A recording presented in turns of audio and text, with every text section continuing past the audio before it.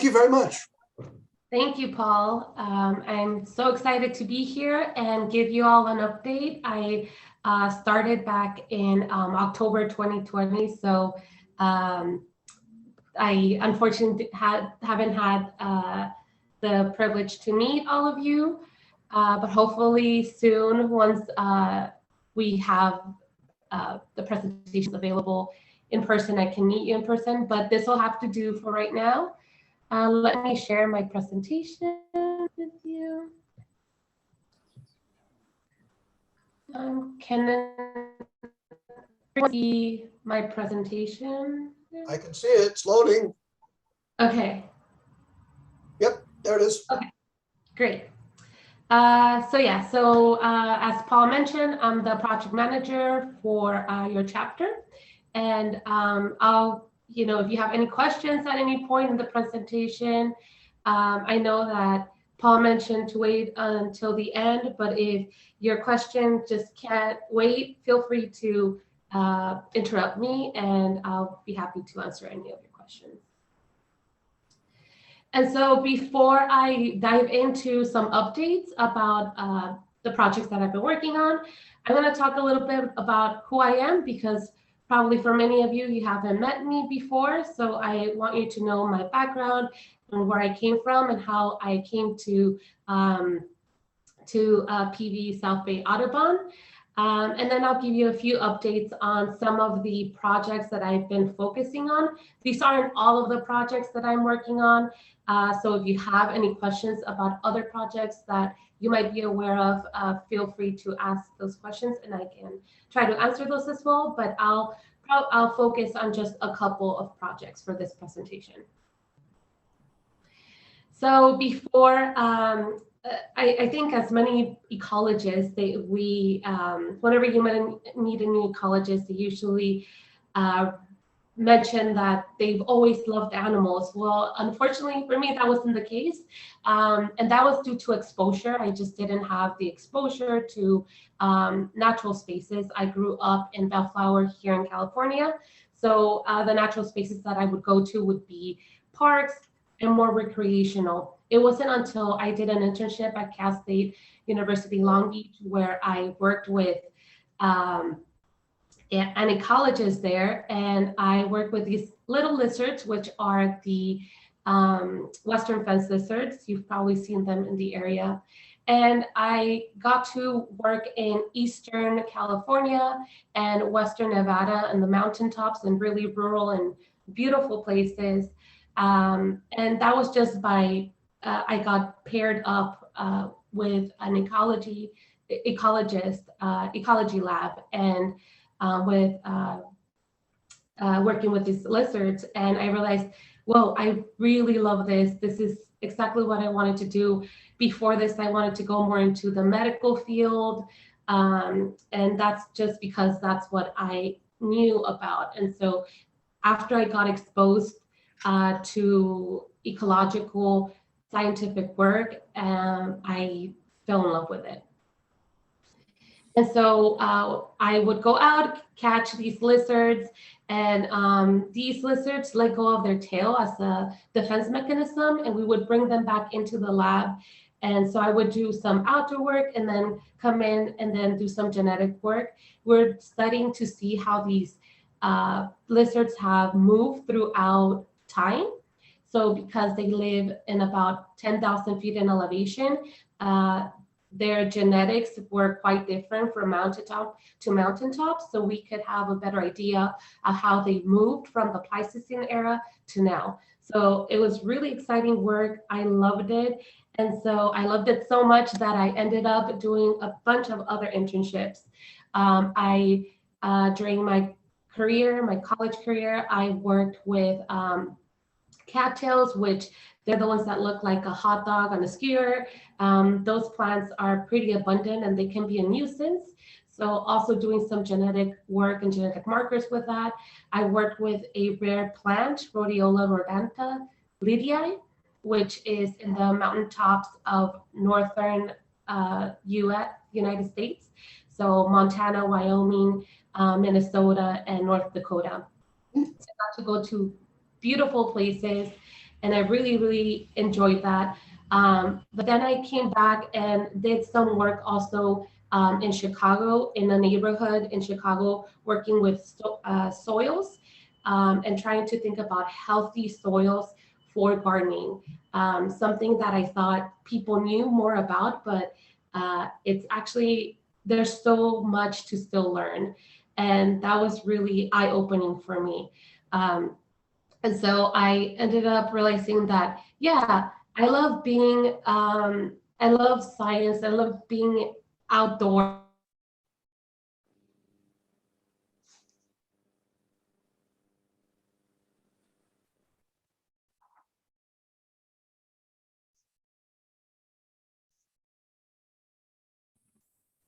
What I mean by urban wildlife. So it's working in spaces like this where you have cities, and that's Chicago, and then just north of it, that's the wetland, the urban wetland that I worked in at the Lincoln Park Zoo. And so whenever I would tell people, oh, I work at a zoo, they would think about, oh, you work. What do you mean? You work with urban wildlife? You work at a zoo? You probably work with lions and tigers and all these other exotic animals. And they would get really excited about that. And then I would tell them, but we also have exotic animals for people in Africa. If you tell them about the animals that you live around in your city, that's also really exciting. And I try to promote that and get people excited about that. And so what do I mean by that? Interactions between humans and in the city and wildlife in one area. So animals, humans, and wildlife. Maybe it's that raccoon that you probably don't want in your attic. Maybe it's those beautiful butterflies that are flying around in the middle of the city, or that coyote that you mistook, or fox that you mistook for a pet or a dog. That squirrel that comes up to you and tries to take a bite of your sandwich. You might not want that. Or probably many of you have experienced this, a seagull stealing your food, your chips, or your sandwich. So those are the interactions that I was really passionate, excited about. And so I realized a lot of the focus was with mammals, but when I started working at the Urban Wildlife Institute in that wetland, we actually had a bird that I call it my gateway to birding, because it really got me to think about birds and excited about birds. And that's the Black-crowned Night Heron. And I'm gonna play, I don't know if you could hear it sound.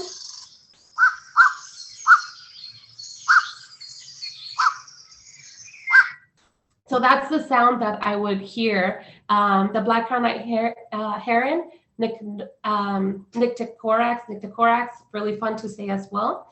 Their diet is mostly aquatic, and in Chicago, they're there only during the breeding season, similar to out here, although there are more that stay over the winter as well. And they're really goofy birds because they're really big. If you've seen it, you don't need almost your binoculars to spot them because they're so large. They're the size of an American football, and they're the shape of an American football. And they make these really flimsy nests. And so they were thought to be really shy birds that were not really seen in cities. But that wasn't the case in Chicago and also here in Oakland. And what's really important about these birds is that they're actually endangered in Illinois. They're also endangered here in California, as well as other states. And in Chicago, and what I mean by endangered is that even though they're abundant, we see them everywhere, they only have a few rookeries. And so if the rookery collapses, then you have that can be pretty devastating to the population of Black-crowned Night herons, as well as other herons. And so just so that you get a better idea of what I started with, when I started, there were only about 40 birds, so 20 pairs, and they mainly stuck around in that yellow outline around an island. And by the time I left, they had spread out throughout the whole city, or throughout the whole, the rookery had spread out throughout all of the zoo. And I mean, all of the zoo. They were also inside of some exhibits, including a gorilla exhibit, which actually has no trees, but they were nesting inside some of the structures that they have for the gorillas to climb on. We also had above the black bear exhibit, even trying to nest with the flamingos and the red wolves, which are also endangered. So many people would ask us, what happens if an endangered black-crowned night heron falls down, and then you have another endangered, animal like the red wolf? What happens then? And we just let nature play out. Unfortunately, we did try our best to go into the yard where the red wolf were in the morning, and remove any of the young that were on the ground. So, like I said, we started with about 40 pairs, and by the end, we had over 750 birds to manage. So it was a lot of work, and I needed a lot of help. So we had interns and volunteers help with that. This is on the left, a young black-crowned night heron, and that's me on the bottom assessing its wings, because these birds, like I mentioned, their nest is really flimsy, basically just a few sticks stuck on top of each other. And so they could easily fall down, and they do, many of them fall. And so we have to assess if they're healthy. And fortunately for us, we had the folks at the veterinary staff that would help us with that as well. So we had to climb and put them in trees and find ways to put them back in trees, including with other branches. Two really exciting things that I learned about black-crowned night herons, and next time you see one, is that their legs are this yellow-green color, but during the breeding season, they turn bright pink once they have paired and bred. And so once they breed, their legs turn really pink. And that's a way, I think, of saying, like, I'm putting a ring on it, like, don't mess with me. And so, yeah, I thought that was really such a neat thing to see and experience over the season. We also saw some birds trying to, and this is with other herons as well, they fish. So they'll grab sticks and throw them in the water, and then they wait for fish to come up to take a bite, which is, yes, they're such intelligent animals. Many birds are, they learn and they use tools and learn different skills over the season. So it was exciting to see that firsthand and be able to take a picture of it. And so this bird really got me into birding. Like, not only is it so accessible for people to see and spot, and not only are they abundant, you can learn so much from them. And then that's how I got to PV's South Bay Audubon.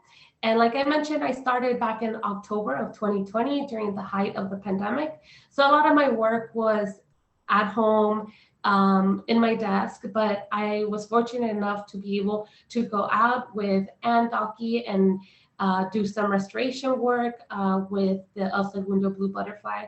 And so I got to go out and experience that as well, while I try to coordinate and reach out to schools. And so one of the focuses of, one thing that I wanted to focus on during my job was with the Youth Environmental Service Program, yes. And the program already had a few things that was pretty successful, including they were already building community. They had community service, and students were already doing restoration work, even though it had slowed down quite a bit. I wanted to continue that legacy and continue creating those partnerships and those opportunities for students.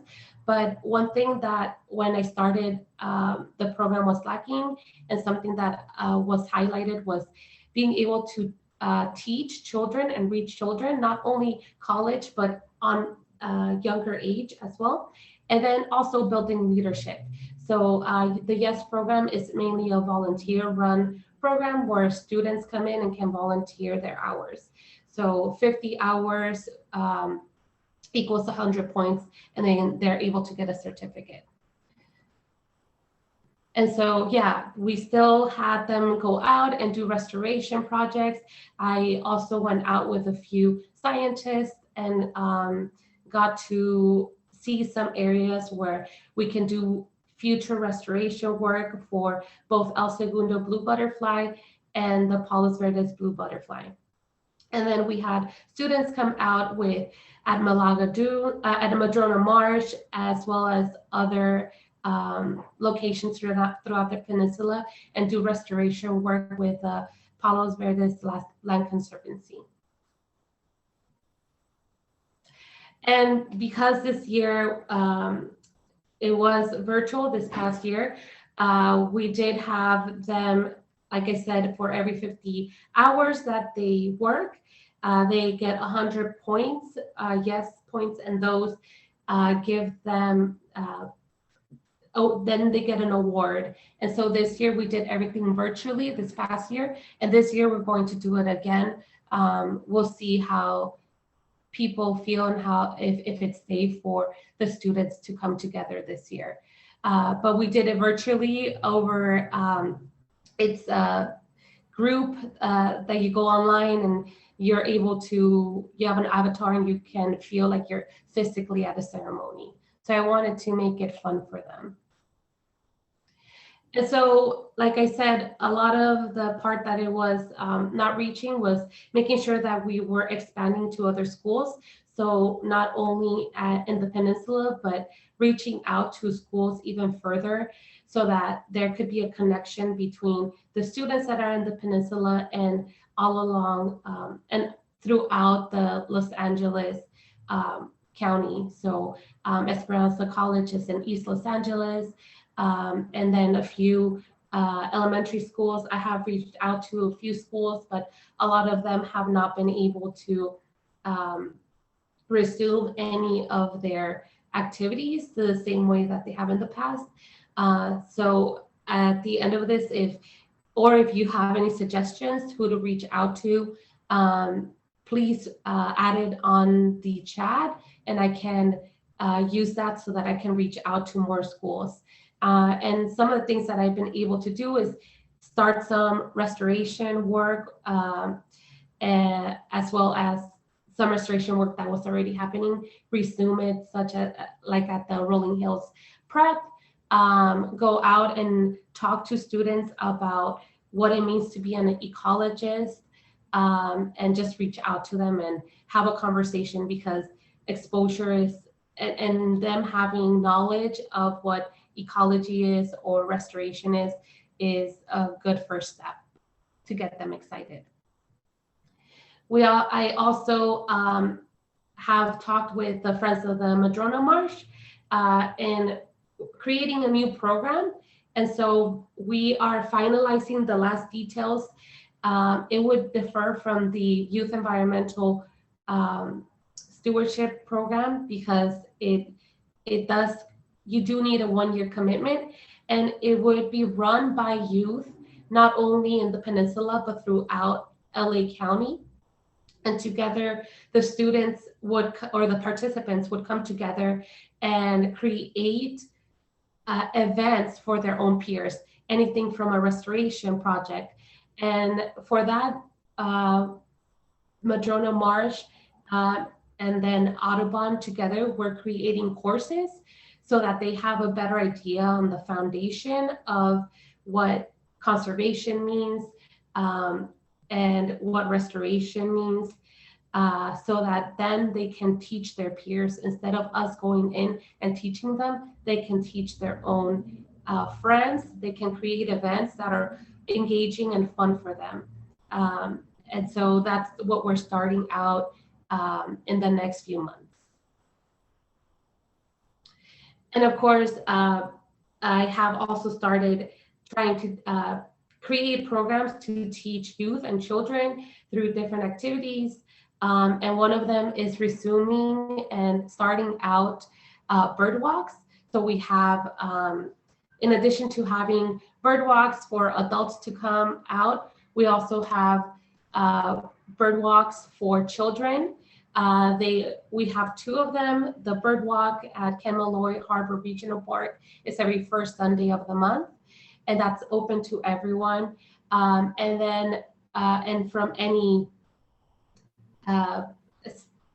beginner to expert. And then we have birding for kids and beginners at Madrona Marsh, and that's the fourth Saturday of the month.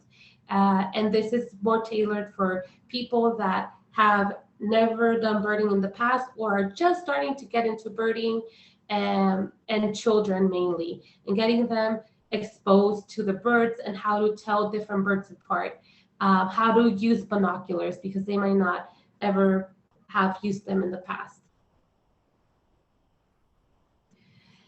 Another project that I've been focusing on, and the last one that I will talk to you about today, is working at Malaga Dunes. It's a restoration project. We are just starting conversation about the restoration project there. I'm sorry. And so the project right now is talking to the folks that are leasing the land, which is the golf course, the Palos Verdes Peninsula Land Conservancy, and the California Native Plant Society. So together we're working on creating and restoring this space. We have two locations that we are hoping to do some restoration. There's Site A, and I have notes here on how large the area is. It is 3,093 square feet, so meters squared, sorry. So it's pretty large space, and then Site B as well. So we're hoping that after talking more in detail with the golf course and Palos Verdes Estates, City of Palos Verdes Estates, and the Land Conservancy, we can all come together and create in making sure that we restore those sites.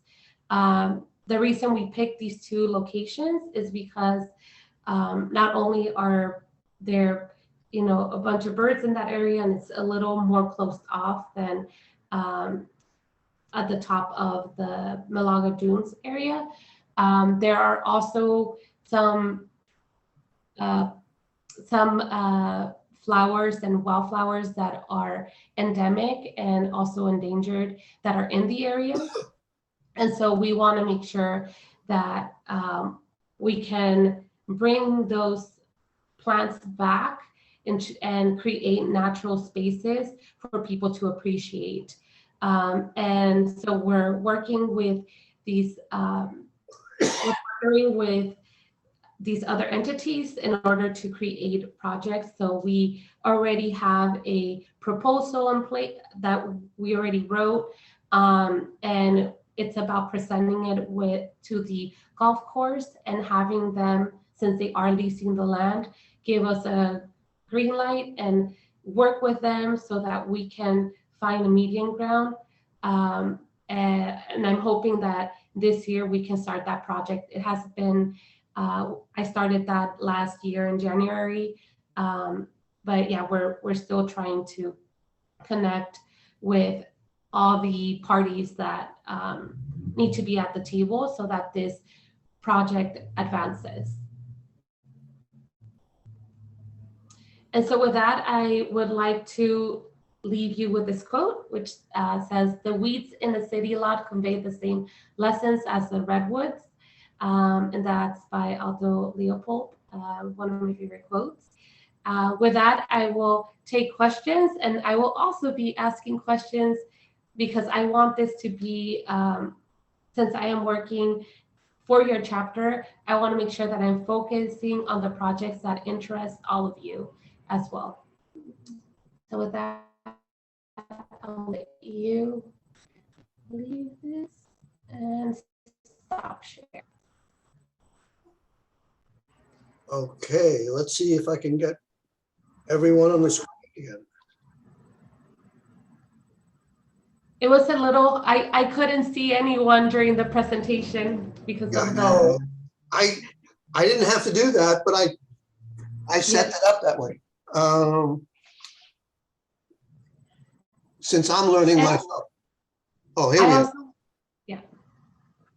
I wanted to also, because this is, there you go. I think I have a question. When do night herons nest? They nest during the summer, so they will start in Chicago. They start coming in March. I'm assuming here in Oakland, they come a little bit earlier because the distance that they have to travel is much shorter. And I know there are probably some rookeries in the area because I've seen herons out here as well. They might be also just traveling from down here. I've never seen a black-crowned night heron nest here. I don't know if any of you have seen rookeries. I know that they are in Oakland. So yeah, around March is when they start coming in, and then they'll build their nests. They will move around until they find a location. So many herons, they're colonial birds, so they like nesting together in groups. And so the first ones that come out, they will look for locations, I think, where there are a lot of trees sort of together and find prime locations for their nests. And then as the days go on, you'll see them coming together and creating these flimsy nests and making a lot of noise with their walk, walk, walk, walk, walk everywhere you hear them. They're aquatic feeders, so you can smell that they're nearby and nesting nearby. Oh, I might go and check them out. I also added a form that it is for feedback for me, not only on the presentation, but what you would want me to focus on this year. I know that a lot of the time, or a lot of my time this year, was trying to reach out to schools, and they would tell me, oh yeah, you can come in a couple weeks, and then regulations would change and I wouldn't be able to physically come in and do any work at their schools. So a lot of it was over Zoom and virtually, but I'm hoping that this year things start to change as we get a better, it's more, it's safer for the students. And I've been able to finally go out and do some restoration work at Rolling Hills Prep, where we see the Palos Verdes blue butterfly. Yes, happy to do that. Maybe I'll put the email on the, I'll put my email on the chat for everyone to look at.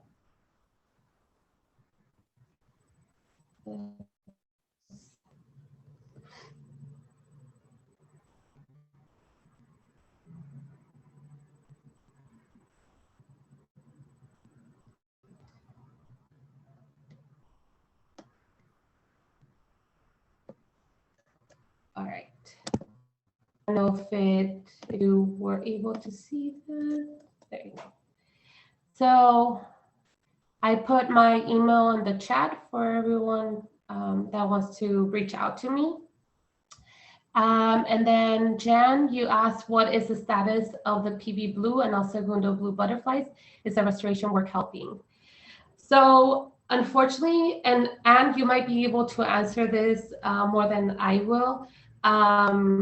I know that a lot of the surveys, because of last year, I don't know if as many we've had as been able to go out as much as previous years. I know I had the privilege this past Friday to see a Palos Verdes blue butterfly at Rolling Hills Prep with the students. And they were excited for how, the whole 5 minutes that they saw it, and then lost a little bit of interest after that. But they were really, half of them were really excited. And I'm giving them little pins so that for every butterfly that they see, they can collect these butterfly pins just to get them really gamify the process, like, oh, you saw a butterfly or a bird, and you get this new pin that you can add to your collection. And they seem really excited about it. And I don't know if you want to. Well, yeah, I'll come in here with between the Palos Verde blue butterfly and the El Segundo blue butterfly. Both are listed in the U.S. Fish and Wildlife Service under the Endangered Species Act as endangered. On one hand, we have the Palos Verde blue, who is a very difficult butterfly. It only wants to be in an area that's the right amount of slope, the right amount of exposure, and it can't be too steep, too flat, can't have any wind, on and on and on. It was very, very frustrating. Millions has been spent on trying to recover this butterfly, and they're still working on it. On the other hand, we have the El Segundo blue butterfly that only wants its host plant. So these things live in two different areas. The Palos Verde blue originally lived all throughout the peninsula, or at least when it was first discovered and noted. I had the pleasure of spending time with Jazmín, who's he's out of town right now, but he gave me a map showing where all he found the colonies of the blue butterfly. And this butterfly needs 2 host plants, milkvetch and deerweed, and plus the right place to live. And they fly in, well, right now, Jazmín, I'm thrilled to hear the kids saw it. That they're the first group I know. They saw 2. Oh, they're so lucky. By the way, next week after Adopt a Plot, that's where I'm headed. They're out. Oh, Chandler. Anyway, Chandler is your best chance of seeing it at any time. Go midday on this butterfly. The El Segundo blue flies in summer. Its host plant is the Seacliff buckwheat, and they are just now starting to push their new leaves for this flight season. Usually they get going about the mid-March, and all they need is the buckwheat. They are listed, but there's a concerted effort ranging from up in Bologna wetlands all the way down to PV to delist this butterfly. The Fish and Wildlife Service, who's responsible for managing the Endangered Species Act, they all truly believe the butterfly can be delisted. Now there's two different things to think about. You have downlisting, which goes from endangered to threatened, but delisting goes from endangered to not on the list anymore. And we can do that with this butterfly. Just we need a lot of cooperation, and there's a lot of people working on it. This butterfly flies, well, think 4th of July. And it's between, they start coming out in June. I've seen them as early as late May when we've had a dry year and a really warm May. But think June, think 4th of July. Go down to Point Vicente Interpretive Center, walk along the path there, and you're going to see all these little itty bitty blue butterflies flitting around. Between 11 and noon is a really good time. The butterflies are the size of your thumbnail. Now, see, this thing doesn't show so good. That's by the way, behind me is Tuolumne Meadows, or the road into it. But you'll see them. The first thing they do when they come out is they need to mate. The guys tank up right away and they're ready for a girl. The girls, they gotta crimp a little bit before they're ready for a boy, but they do get together. And if you hang out long enough, you'll see a mating pair. They really are out there in abundance. You get a chance to see the butterflies as they had lived, before white men hit this area. I've seen them where lizards like the butterflies, they will climb into the bushes. both for the Palos Verde blue and the El Segundo. And they jump right out to try and catch one midair. And if you see a butterfly in El Segundo or Palos Verde with part of their back hind wing missing, that's because a lizard had a near miss, was not successful. So that's the butterflies in a nutshell. I encourage you to look for the El Segundo blue this summer. Meanwhile, you might want to go over to Chandler Preserve, walk around it. There's a little lower area. There's a lot there. You can't walk into the habitat area, but you can walk all the trails. And those butterflies are a tad bigger than the El Segundo blue. They're not so bouncy. They fly a little bit more directly, and it's really cool to see them. So go out, take a walk on a nice warm day. If the wind is blowing, they're going to be harder to find. Thank you, And man. that's good enough. Yeah, and if you're lucky, you'll get to see a male. They are a brighter blue color than the females, which is what we got to see this past Friday. So I know that they're out. Yeah, and Jazmine, you've seen the El Segundo blues too, right? Yes, I have. Yeah, And they're really different. They belong to the same family, but each species belongs to a different lineage within that family. Many blue butterflies are in the same place because they have such an affinity for a single plant. And then they do this thing. I couldn't believe it when I first learned about it. The butterflies that we are seeing flying this year, the ones that Jazmine and the kids saw, was actually born a year ago. And the ones the eggs that will be laid this year, and the same with the El Segundo blue later in summer, Mama butterfly will lay her eggs in the plant she thinks is best for her babies. The babies will come out, hatch out in 2-3 days or so, and they do what every caterpillar larva on the planet Earth does. It's just an eating machine. The El Segundo blues go through about 2 or 3 flower heads, which are, can I get this, about that big, not very big, maybe an inch in diameter. They require it, and they're composite flowers, so there'll be multiple individual flowers on that little flower head, and they'll go through about 3 of those flower heads on and as they grow, eat, grow, molt, eat, molt. They do that 5 times. They turn into, they go down to the bottom of the leaf litter and turn into the pupa or the chrysalis stage. And there the El Segundo blues stay all through fall, winter, and spring, and only to come out in the summer. The Palos Verde blue, they do the same thing. They go in, they fly in the spring right now. Then they go into the leaf litter, and there they stay all summer, winter, summer, fall, and winter. When I first heard about that, I thought, my gosh, how in the world could that life strategy be successful? But it is. The Palos Verde blues are really hard to catch, but if you're out there, you'll know it. You'll see a big blue sailing butterfly.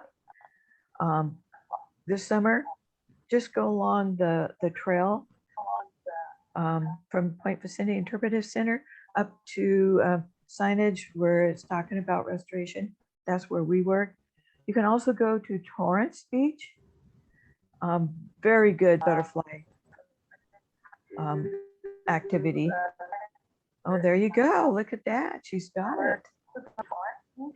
And you can, if you can get into the Bologna wetlands, they'll have a special butterfly walks, and you'll see the El Segundo blues up there.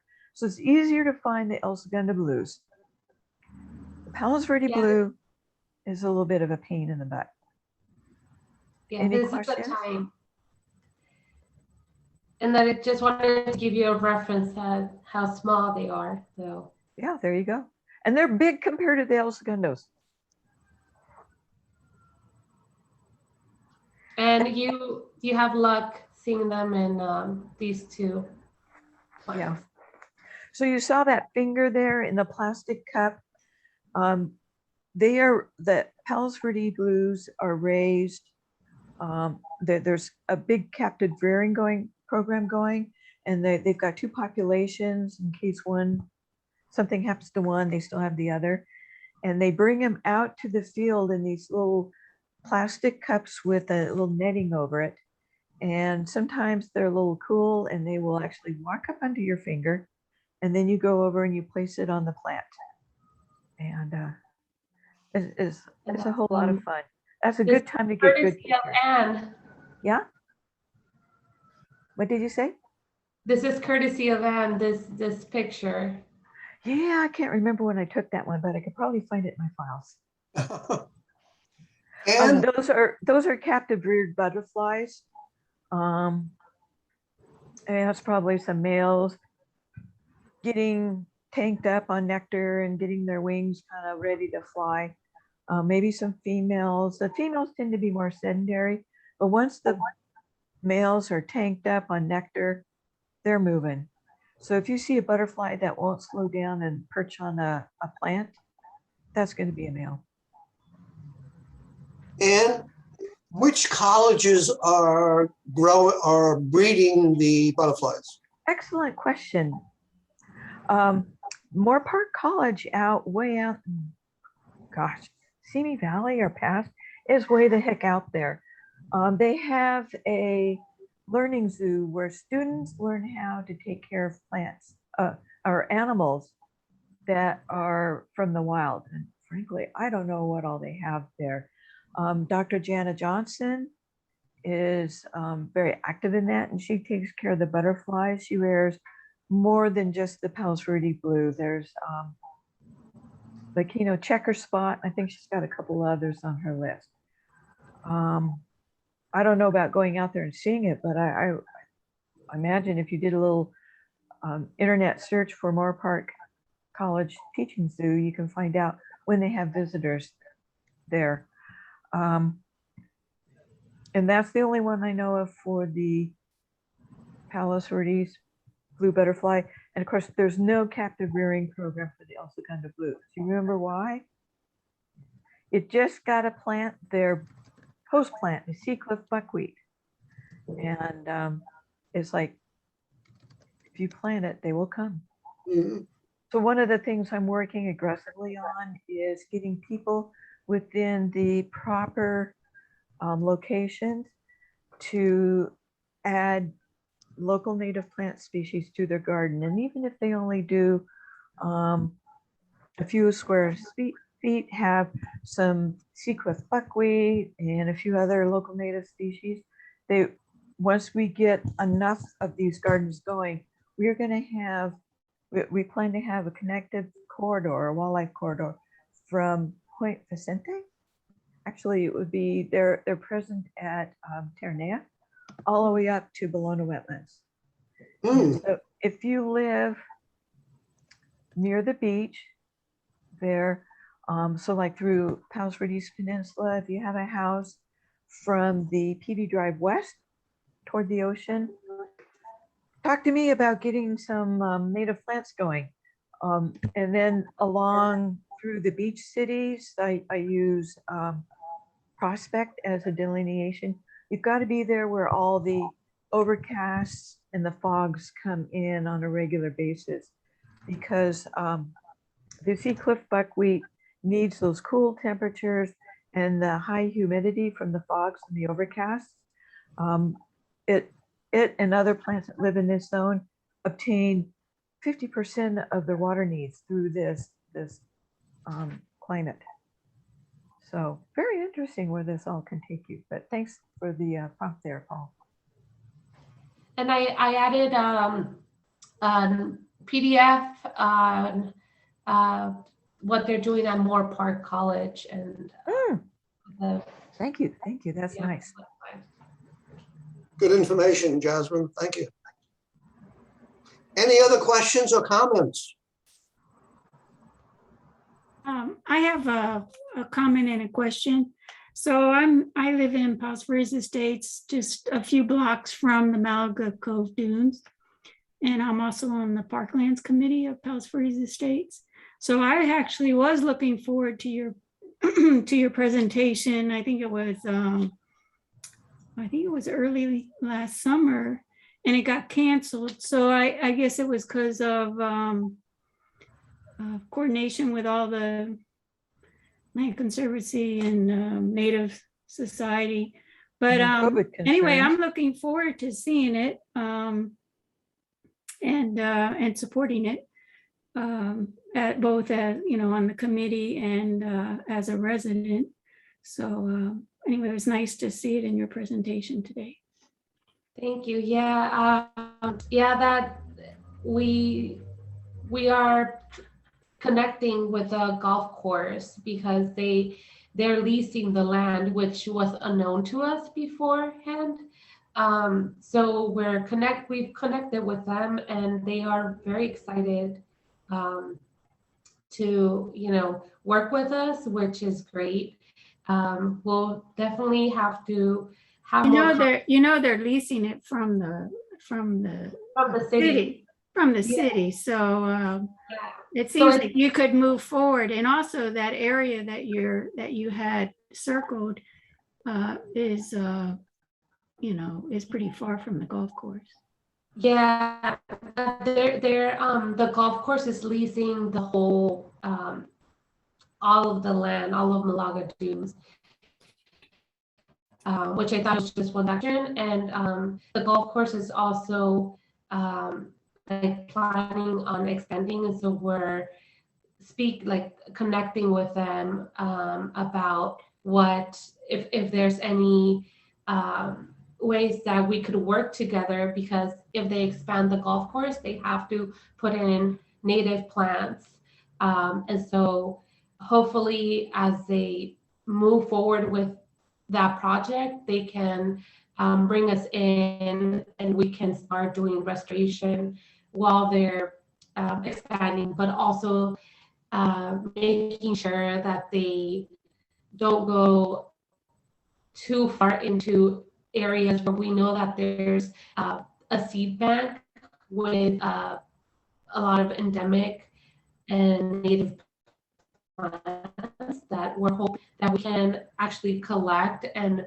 instead of bringing in plants from that are being grown in nurseries, we're hoping to use what's already there, so that we're not bringing in new genetics into the area. We just would want to bring those native plants up, and that's what we're working with, or I'm working with Palos Verdes Land Conservancy, because they've done that with success in the past, and we're all on the same page on how to proceed with restoration there. Okay, but in terms of other plantings, it was the Land Conservancy. They've done planting in Lanada Bay, and they have a youth volunteer to do maintenance.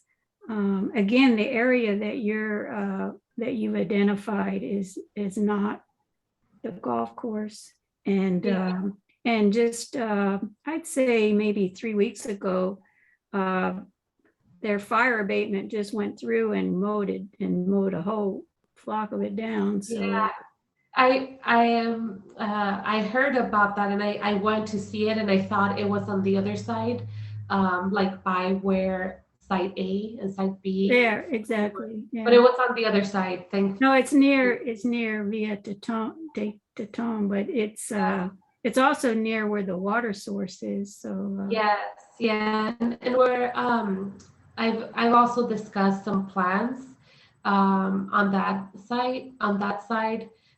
So hopefully, because right now it's just bare, it's open, but we might not be able to do any kind of restoration there, or any kind of even like a educational garden, because they want to keep that area clear for fires, and there's regulations. Right. But on the hills where the trails are, on the other side, there's great need to do restoration because there's quite a bit of erosion.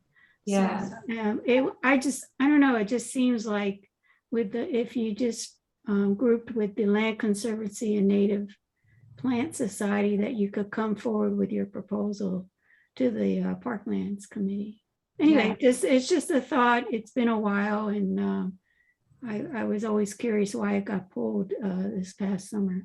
Yeah, it was because of that, because even though the city owns the land, they're leasing it to the golf course. So we have to talk to both parties before we can proceed. And so we started with that. So yeah, I'm hoping, and I'll keep you updated. If you add your email, I have a list of folks that I reach with any, like if I'm able to advance that project, I can give you updates on what's happening and any informational sessions that we have. If you're interested in coming out and, even like writing a letter of support, that would be so helpful in advancing the project. Okay, I have your email, so I'll send you mine. Yeah. Perfect. Thank you. Yeah. Any other comments or questions? So Paul, this is Jan. Yes. So, yeah, so Jazmine, when the club hired you, I remember they wrote a big article. It was great. And they talked about 5 projects, that they had in mind at that time that you would head up. And I know then, of course, COVID was in the middle of everything and it was a big mess. And I think you've touched on a lot of them, but the one, and I'm sorry, I always keep asking about it because it was near and dear to my heart, was the snowy plover one in Hermosa Beach. And I guess, Paul, you actually do some, so it's perfect that you're on too. You actually do some monitoring for that. And I guess the deal is that there was a thought that maybe they were nesting there and therefore we needed to put up an enclosure. But what you're saying is, Paul, is that they aren't nesting there. They are not nesting. Okay, so we don't need to do an enclosure. Is that correct? Well, the idea is if you could put up a simple enclosure to protect them for a while, they might nest. That's the concern. We won't put up a major enclosure, but we were looking at proposing maybe a little rope with some signs on it to stay away from the area where they usually sit. And they mate there once in a while. We've seen them mate, but there's no nesting going on right now. Okay. So Jazmine, is that something that you would be working on maybe in the future or that you're tangentially involved in? Yes, so we did move, like we did try to talk to the city because for a lot of the coast, it depends who's managing it. The people that manage, or the entity that manages the coastline or the beaches might be different from who owns it. And so it was a lot of figuring that out. And once we did, and I say we because I was also with the Base Foundation, working and partnering with them as well with National Audubon, and together going forward and talking to the city of Hermosa. And this was last year during the summer, like late summer. And unfortunately, they were unable to meet with us. And so we're trying, they basically said, like, not right now. We don't have the personnel even to take on meetings. And unfortunately, that has to do with a lot of like turnover with like council people, like councilmen and all of that. So I am hoping that I can reach back again now that, things are picking up. And so I'm just trying to time it right so that it doesn't happen again when they say, oh, don't talk, don't reach back until 6 months from now. And we were working on like having a proposal that would talk about doing some restoration work in order so that it would be a larger project, and hopefully they would allow you to put a rover, or maybe give us a green light doing some like minor restoration and putting out an enclosure or rope out for the snow-plovers. I've also been talking to some schools that are nearby. so that the children can learn about what it means to have snowy plovers, and maybe create some art and signage that we could put out when we are given the green light to put out that enclosure or rope, and have like children's drawings all over the rope, because that's another thing that we have to think about. Even when the rope is out and the enclosure is out, we have to manage and make sure that people aren't taking it down, because that does happen in other areas along the coast where there are enclosure, like at Dogweiler, that does happen. And I've been there. I monitored before and see people walking through it or removing the rope. So we have to make sure that we have volunteers going out and checking at least once a day. Oh, okay. Thank you for that update. What was I going to say?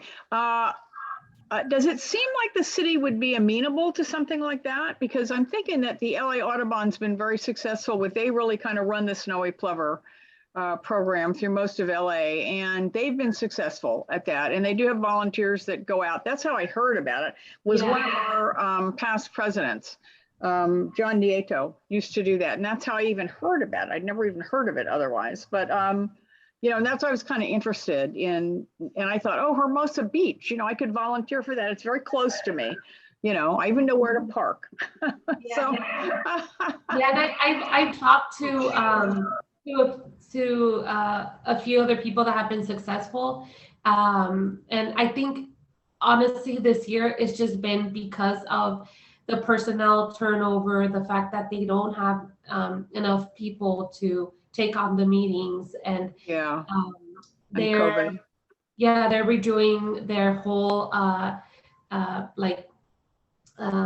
their coastal resiliency program. It's they're recreating like what are the points that we want to hit in the next 20 years.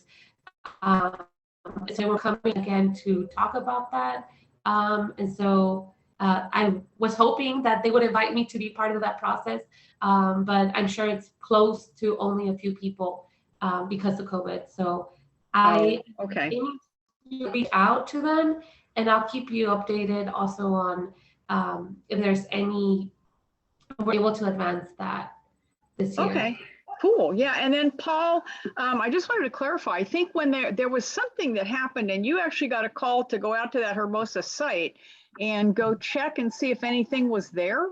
What? That was after the spill down in Huntington. Yes, that's it. Yes. I'm on the list of people who go out and survey. I did a survey Sunday in Hermosa, in Manhattan Beach, but I was called to go out and do Manhattan Beach to Hermosa Beach through the whole both areas to see if any of the birds in this area had damage from the tar, from the seepage. And we did not find any damage at all because it's north of the Long Beach Harbor. So everything was mostly Long Beach Harbor and south. Yeah, yeah, but I'm on call to do surveys if there's a leak or anything like that. And then I do a regular every couple of months or every month. I'm called to do a survey just to see if snowy plovers or any other bird they want to monitor. And that's through LA Audubon. Oh, okay. Thank you. Well, that both sounds very promising. Jazmine, thanks so much for that update. And I'm sure that I remember somebody, maybe it was in the article, thinking of all the agencies you have to work with in the city and COVID, and they're saying, we just don't even have enough people to talk to you. And it's very, very frustrating. So thank you for your persistence, in that. Yeah, and so I think that's it's a positive update. At least we're doing something. And Paul, I'm really glad you're out there, checking it. So that's good. Yeah, and I mean, I care about everything that I'm doing, and so it's been a little slower than I would have wanted, but yeah, I'll continue reaching out and learning the different entities that we have to connect to, so that we can like proceed. And as soon as I advance in any of the projects, I'll make sure that I add it on the newsletter so that everyone's up to date on, you know, what I'm able to get through and start any like restoration or enclosure or new programs. That's great. And I love your updates. Thank you so much for writing those. That's really good. Thank you. Since I've never done this type of Zoom program before, I'd like a little bit of feedback. How did I do? Yay, you did great. I did okay? You did great. Yeah. Okay. And I'll do it again. Yay, Paul! Okay, yay, Paul. And just before you, that was a lead in for me. Thank you. I know there's only a few people left, but let me just announce our next speaker on April 19th is going to be the International Bird Rescue. They're going to talk about 50 years of rescuing water birds in crisis. It's actually going to be presented by J.D. Bergeron. He is the Chief Executive Officer of the International Bird Rescue. And they have 2 rescue sites, one in Southern California, one in Northern, and they're very, actively involved in helping seabirds. And they helped in that oiling crisis, and they're have a lot of expertise in that area. It'll be a really good presentation. Yeah. Yes, looking forward to it. Thank you. Thank you. Thank you. Okay. If that's it, I'm going to stop the recording.